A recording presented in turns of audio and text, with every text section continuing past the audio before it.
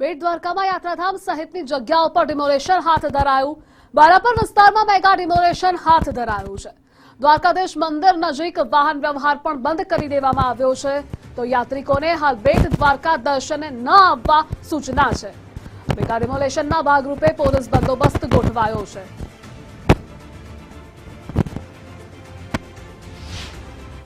યાત્રાધામ બેટ દ્વારકામાં આજે તંત્ર દ્વારા મેગા ડિમોલેશન હાથ ધરવામાં આવ્યું છે। હું આપને દ્રશ્યો બતાવવા માંગીશ કે બેટ દ્વારકામાં આજે મેગા ડિમોલેશન હાથ ધરવામાં આવ્યું છે, ત્યારે તંત્ર દ્વારા સાવચેતીના તમામ પગલા હાલ લેવામાં આવી રહ્યા છે। ચુસ્ત પોલીસ બંદોબસ્ત છે તે બેટ દ્વારકામાં ગોઠવી દેવામાં આવ્યો છે। બહારથી આવતી યાત્રિકોના વાહનોને પણ અહીં રોકવામાં આવી રહ્યા છે।